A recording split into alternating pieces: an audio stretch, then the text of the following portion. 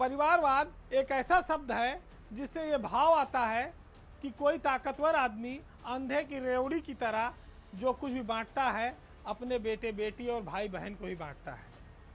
ये एक बुरे स्वरूप में माना जाता है, लेकिन सियासत में इसे दूसरों पर आरोप लगाने में काफ़ी इस्तेमाल करते हैं। वर्तमान समय में जब विधानसभा का चुनाव चल रहा है तो ये परिवारवाद शब्द भी काफ़ी आता है। हालांकि पहले ये कांग्रेस पर खूब लगते थे आरोप, उसके बाद मुलायम सिंह और उनके परिवार के लिए ये शब्द बोला जाने लगा। आज के वर्तमान दौर में अगर आप देखेंगे तो अब खाली कांग्रेस और सपा ही नहीं, भाजपा और बसपा भी इस परिवारवाद से ग्रसित है। जो दूसरों को ताने देते थे वो अपने गिरेबान में झांकने में थोड़ा चूक गए, देर कर दी या झांक नहीं पा रहे हैं। आज अगर आप देखेंगे टिकट वितरण में उत्तर प्रदेश के चुनाव में तो बीजेपी में बहुत नेताओं की एक लंबी लिस्ट है जो अपने परिवार की विरासत को आगे बढ़ाने के लिए, सियासी विरासत को, अपने बेटा बेटी भाई पत्नी इनके लिए टिकट मांग रहे हैं। और बीजेपी में इसलिए भी थोड़ा ये मामला आया ऐसा क्योंकि वहाँ पर कई नेता 75 साल की उम्र पूरी कर चुके हैं। 75 के बाद बीजेपी कहती है टिकट नहीं देंगे, तो अब जब टिकट मिलेगा नहीं तो स्वाभाविक है कि वो चाहेंगे कि हमारा परिवार का कोई सदस्य टिकट पा जाए, तो जिससे कि हमारी राजनीतिक विरासत जो है ये बढ़ती रहे। अब हम कुछ नाम आपके सामने रखेंगे जिसमें इस समय राजस्थान में राज्यपाल हैं कलराज मिश्रा। वो अपने बेटे अमित मिश्रा के लिए देवरिया सदर से टिकट चाहते हैं।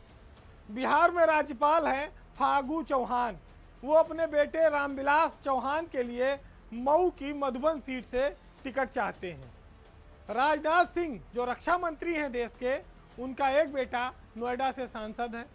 दूसरे बेटे नीरज सिंह हैं, वो भी राजनीति में सक्रिय हैं, उनको भी टिकट चाहिए होगा, चाहे लखनऊ कैंट से या उत्तरी से कहीं से वो कोशिश कर रहे हैं। उत्तर प्रदेश विधानसभा के अध्यक्ष हैं हृदय नारायण दीक्षित।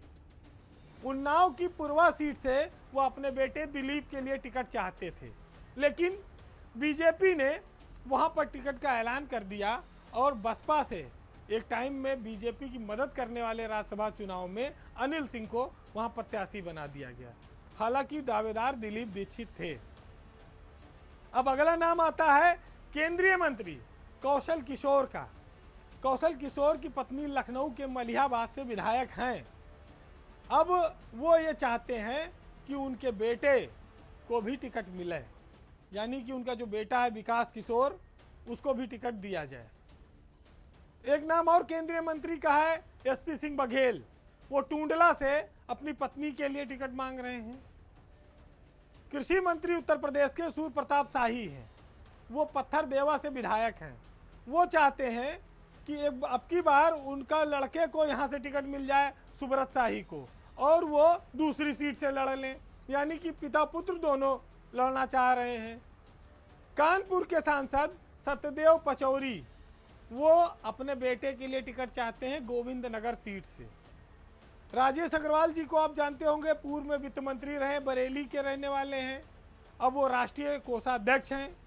वो अपने बेटे के लिए टिकट चाहते थे बरेली से आशीष अग्रवाल के लिए, लेकिन वहाँ भी टिकट की ऐलान हो गया, बीजेपी ने आशीष अग्रवाल को टिकट नहीं दिया। एक और मामला है, प्रयागराज से सांसद हैं रीता बहुगुणा जोशी, उनका बेटा है मयंक, वो भी लखनऊ कैंट से टिकट चाहता है। अभी वो मामला लटका हुआ है। अब आते हैं सहकारिता मंत्री मुकुट बिहारी वर्मा। ये कैसरगंज से, बहराइच से विधायक हैं। अब वो चाहते हैं कि भाई उनका 75 साल उम्र पूरी हो गई है, उनके बेटे गौरव वर्मा को टिकट मिल जाए। तो सियासत में विरासत को आगे लाने की, और कहा जाए तो सियासत में नेताओं की एक नई खेप, नेता पुत्रों की एक नई खेप आने के लिए तैयार बैठी है। जो पार्टी अब तक अपने आप को परिवारवाद के टैग से बचाती आई है, उसके यहाँ इतनी बड़ी संख्या में नेताओं के पुत्रों पुत्रियों भाई भतीजों को एडजस्ट करना कितना कठिन होगा।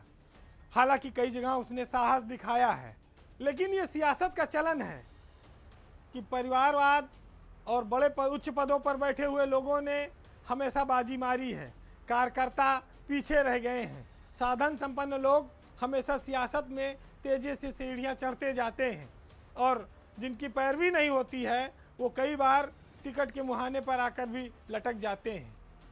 जिस प्रदेश में, जिस देश में हर जगह भीड़ हो, वहाँ पर किस्मत के सहारे ही नहीं बैठा जा सकता।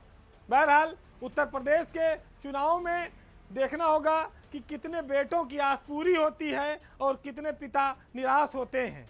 इस बार के पावर सेंटर में इतना ही। अगले सप्ताह आपसे फिर मुलाकात होगी, तब तक के लिए नमस्कार।